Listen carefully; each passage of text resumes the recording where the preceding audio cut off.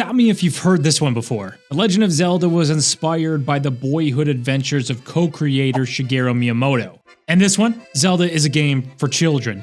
Oh, and this one too. It's not that deep, bro.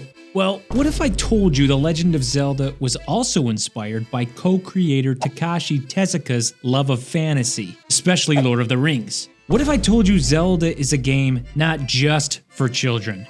What if I told you that not only is The Legend of Zelda that deep, bro, but if you truly engage with it, it can fundamentally change you? What if I told you that these criticisms levied against the Zelda series are strangely similar criticisms to what J.R.R. Tolkien, creator of Lord of the Rings, called fairy stories? You see, Tolkien believed that these types of stories were incredibly important, that they connect us across space and time and provide us the opportunity to better navigate this great adventure called life. I like to make the case that Zelda belongs in this pantheon of fairy stories too, that it has assumed the mantle of myth and carries forward the tradition and spirit of these stories in the modern age. But what is a myth? What is a fairy story? How do the two relate? How does Tolkien view these stories and define their purpose, their importance? And how is this all reflected in The Legend of Zelda? Well, settle in and make yourself comfortable. It's about to get deep, bro.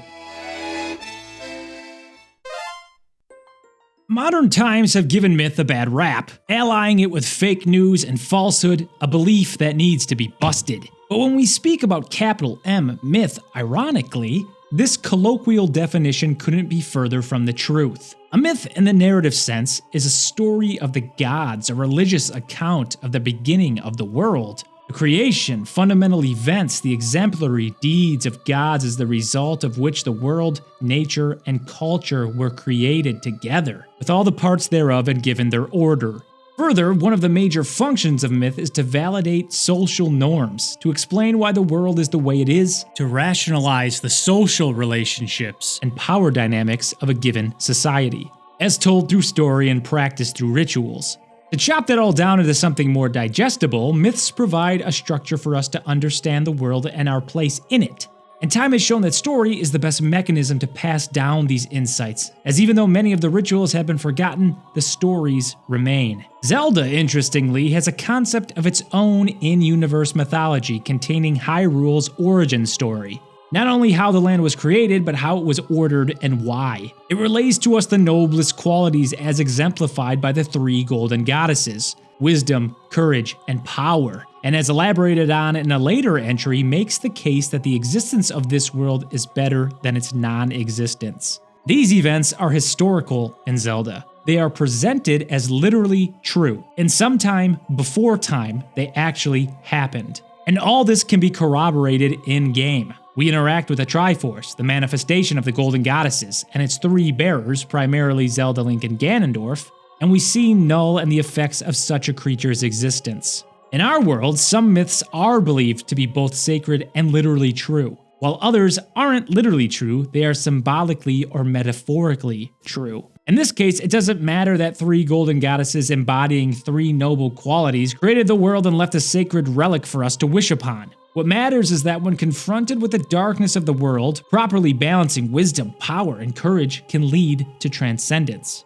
Myths, then, are really about understanding patterns. Some civilizations or cultures may have several stories that reinforce the same pattern of behavior that leads to the success or stability of that civilization, culture, or individual. And sometimes those patterns are shared among cultures. If the patterns are universal enough, we can compare and name them. The hero's journey, for example, is both a pattern largely recognized within stories across civilizations, and as a psychologically profound method for overcoming adversity in life. The mythology of Zelda then does not only contain the literal in-universe mythology of creation, but also the symbolic mythology associated with the hero's journey.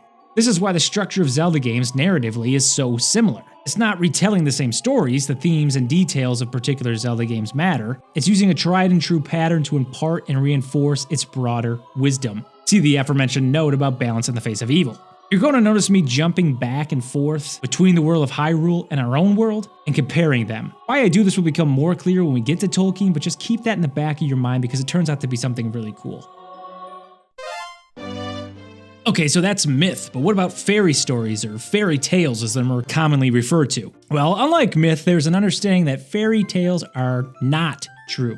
Although Tolkien will have some profound things to say on this later. They do not take place in a determinate time, hence them starting with once upon a time, or within our world. In fact, what defines a fairy story is that it takes place somewhere otherworldly, usually magical, deeply marvelous or enchanting, and generally involves some type of quest or search that the hero or heroine must undertake. Worlds like Hyrule, Termina, Labrynna, Holodrum, etc. all fit this mold, and the adventures of both Link and Zelda within these worlds reflect the questing nature of fairy stories. Additionally, indeterminate time is further compounded by the fact that so many Zelda games play with time travel, distorting cause and effect, past, present, and future. Another such world is Never Never Land, the realm of Peter Pan, from whom Link inherited his boyish looks and green tunic. Fairy stories are generally less lofty than the mythic stories of creator gods, and also much more varied in terms of their purpose. They can be used to instruct or entertain, to caution and to inspire, to reinstate the status quo, or to incite rebellion. They are an incredibly versatile form that adapts to the needs and values of the teller and their culture. It's why they have survived the passage of time being told orally and literarily, or in more modern times, visually. The plot against fairy tales is that, within the last 2 centuries, they've largely become associated with children. A fact not helped by Disney's cartoon animation, another art form that is largely pilloried as childish, and a fact that does not help the Zelda series, which is both a fairy story and a video game, a medium that was first experienced mostly by children, and which is synonymous even today with children, even though many of those first players are now adults. Before we get to Tolkien, I also want to quickly make note on legends, as they are a storytelling device which is noticeably important to the Legend of Zelda series. Where myths are believed true by the culture that follows them, and fairy stories are considered untrue, a legend's defining characteristic is that it is a negotiation about what the truth actually is. As such, legends are often grounded in real history, actual places within a specific time period. The negotiation starts because legends are often presented as miraculous, uncanny, bizarre, or sometimes embarrassing.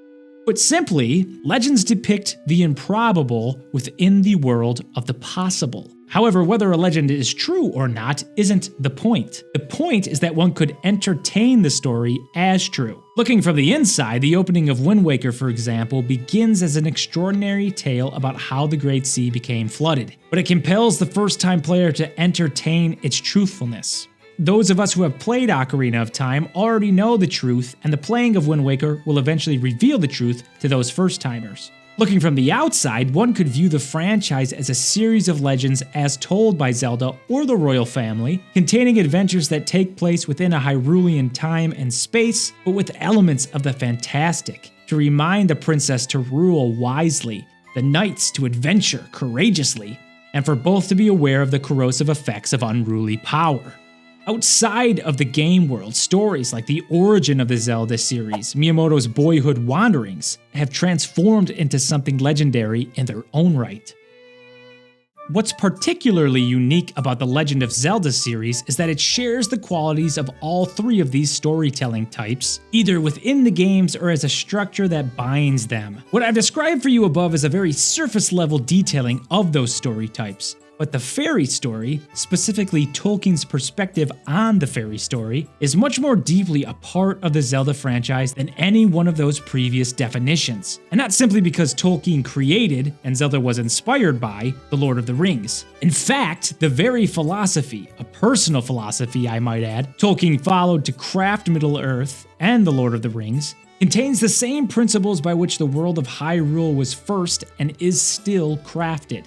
Tolkien first described these principles in 1939 in a lecture called Fairy Stories at the University of St Andrews in Scotland as part of the Andrew Lang Lectures. Within this lecture, Tolkien heavily critiqued Andrew Lang, at the time the preeminent collector of folk and fairy tales, who published 25 collections on the subject from 1889 to 1913, and whose name you may remember from the last sentence as 2/3 of the title of the lecture series. Lang's position, and the prevailing position of the time, was that fairy stories were falsehoods made for children, and were enjoyed by children because primitive man, who had originally created these stories, was unsophisticated and naive. As Lang puts it, men were much like children in their minds long ago, because they seemed to like fairy tales better than history, poetry, geography, or arithmetic, just as grown-up people like novels better than anything else. Yeah. The first point of note here is that Tolkien absolutely skewers this view, calling out Lang's position for fundamentally misunderstanding the point of fairy stories. The second point of note is to recognize the absolute pair of balls on Tolkien. This would be like me going to the Shigeru Miyamoto game development lectures and obliterating Miyamoto for misconstruing the purpose of both jumping and Italian plumbers, describing in vivid detail why and then years later developing the greatest video game ever made. Anyway, Tolkien's lecture and his philosophy were eventually captured in his 1947 essay on fairy stories. And although that was a bit of a tangent, it's from this work that we will find the genesis of both Lord of the Rings and The Legend of Zelda. And here's where things get really compelling. Tolkien's conception of fairy stories goes a little something like this. Fairy stories don't necessarily contain fairies, but fairy. Notice the spelling difference. And he draws from our earlier definition of fairy stories in that fairy is a land of the fantastic, where mortal men go to be enchanted.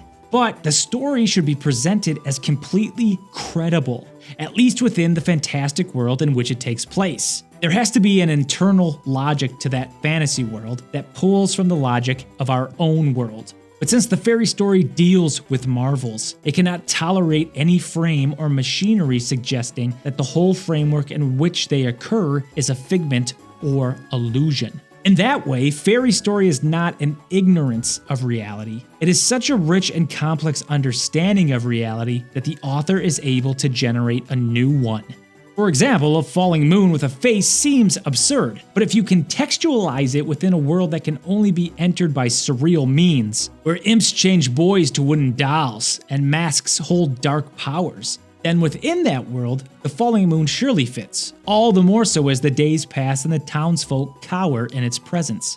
Tolkien also uses this essay to describe the four functions of a fairy story, which I'll discuss in more detail a little later, and that these things satisfy certain primordial human desires: to survey the depths of space and time, to hold communion with other living things, to assuage our fear of death. In this way, Tolkien's view of fairy stories is much more closely aligned with myth, and that they hold profound but metaphorical truth contained in an imagined world within our own world.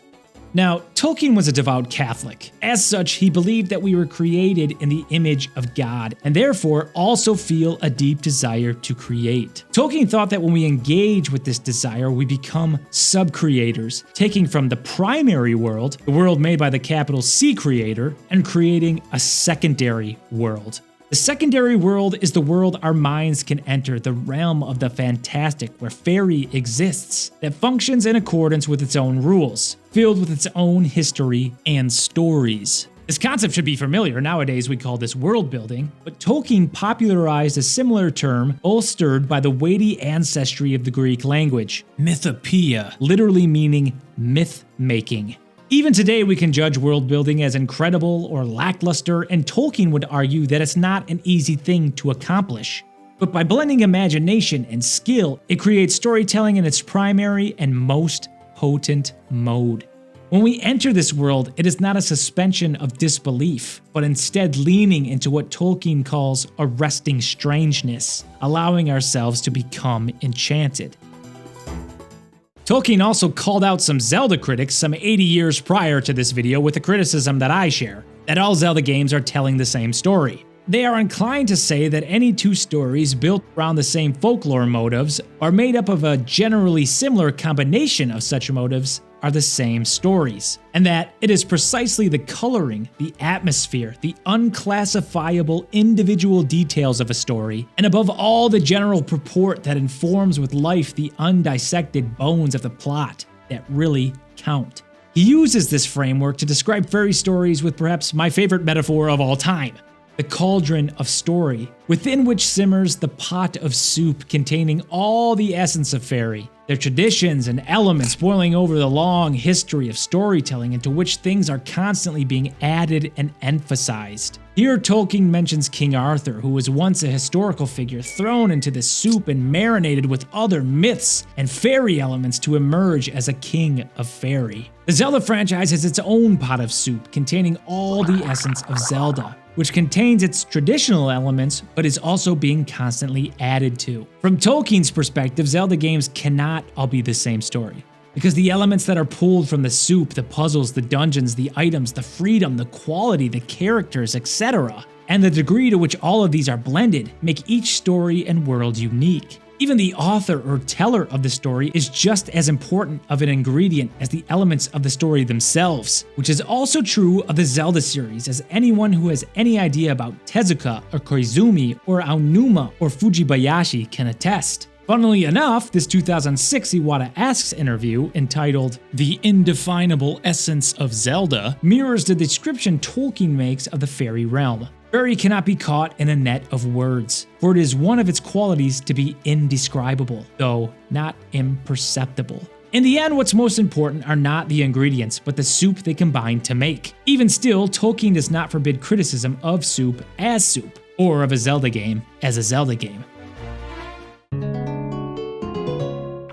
So that's what fairy stories are, but what exactly do they do? What is their value and function?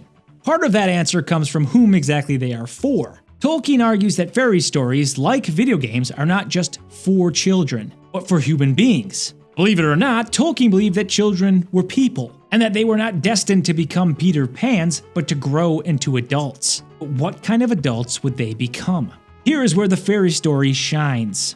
They are meant to evoke a sense of mystery and wonder, connect to myth and the magic of nature, hold a mirror to the human condition, and not be sanitized or quote-unquote made safe for children. As G.K. Chesterton said, "Fairy tales do not tell children that dragons exist.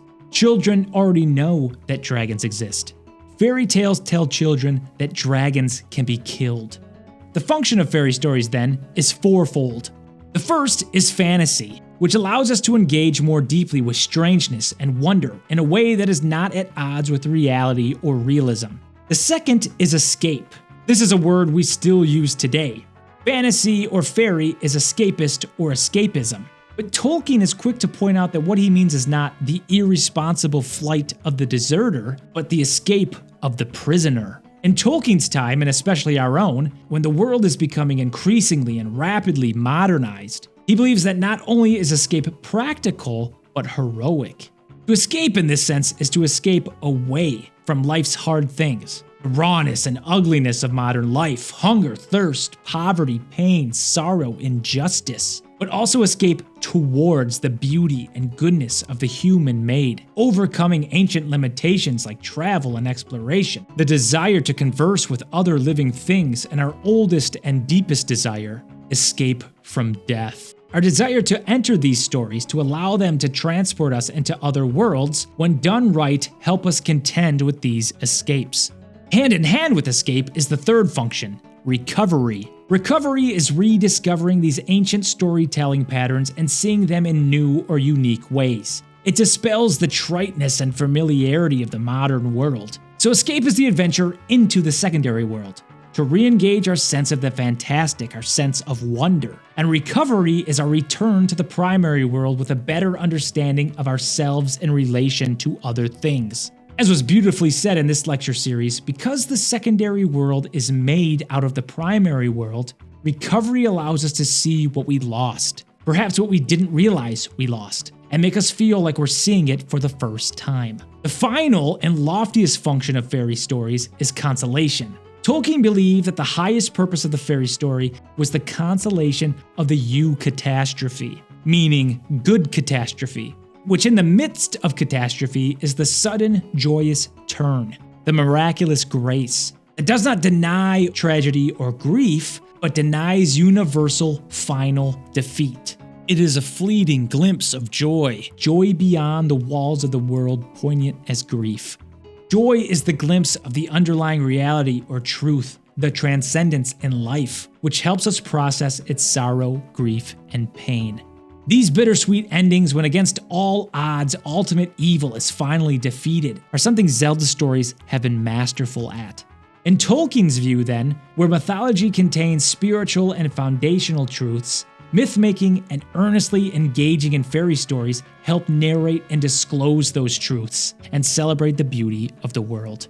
As a side note, interestingly, while I was writing this, I happened upon an article that backs up Tolkien's 80-year-old claims. Though this article probably deserves a bit more scrutiny. Tolkien makes one more great claim, that in human art, fantasy is a thing best left to words, to true literature. He then speaks of painting and drama, considering them lower forms as they do not engage the imagination in the way that words do. You won't conjure an image of a fantastical world if it is beheld in front of you. For obvious reasons, I forgive him for not mentioning video games in his essay, but as someone contending with the idea that Zelda games are in fact fit for the realm of fairy, I have to contend with this particular visual medium. My first defense of Zelda as a fairy story, which could be either a blessing or a curse, is its generally incomplete lore. For some, these loose ends are a nuisance. For others, they deepen the experience by allowing each player to use their imagination to come to their own conclusions. Further, unlike any other visual media, a video game directly engages the player. Not only must one use their imagination to understand the world they're inhabiting, they must make decisions about how they will navigate the world, how to solve problems, and this allows the player agency in the further creation of the in-game mythopoeia. We recognize this complete arresting strangeness within the secondary world, the world of Hyrule, when the experience of world building and the engagement of the mechanics melt together as immersion. When immersed in a game, we enter the realm of fairy just as we would with words. Mythopoeia, the desire to create and inhabit secondary worlds, is innate in all of us. It reminds and re-engages us with the world's peril and darkness, but also its beauty and wonder, pulling from a tradition of old stories and allowing for new ones to complement the present. It can be the result of a single person, or an entire culture, or, say, a video game development team. It is the impulse that compelled Tolkien to create Middle-earth in all its complexity. A setting which didn't just inspire the original Zelda and create the thread that connected the atmosphere of every game to follow, it also, perhaps unknowingly, housed the manifesto that breathed the very essence into Zelda, and the wild breath that Zelda carries forward. Like Lord of the Rings, Zelda is inherently a series about optimism, about facing the darkest things in life and ultimately overcoming them, which is why this series is so important. Optimism, especially now, is so out of vogue. What's in vogue is doom-scrolling and rage-baiting and cynicism. And fair enough, it's easy to understand how one might want to admit defeat in the face of the whole host of calamities the world seems to constantly foist upon us. Surely it's preferable to the alternative, to look out into that dark abyss and pull from it hope. Tolkien, through the dwarf Gimli as he leaves the elven haven of Lothlorien and its queen Galadriel, shares this sentiment. Torment in the dark was the danger that I feared, and it did not hold me back. But I would not have come had I known the danger of light and joy. But such cynicism is antithetical to the spirit of Zelda. What then is the antidote? Well, it's enchantment, it's wonder. It's the recovery of seeing the world anew, of the joy of the final turn in the face of defeat. It's fairy stories, and if I've argued strongly enough, it's games that take the spirit of the fairy story and let you navigate it. To add to an already wonderful quote, and like mythology, an important novel, an important game is transformative. If we allow it to do so, it can change us forever.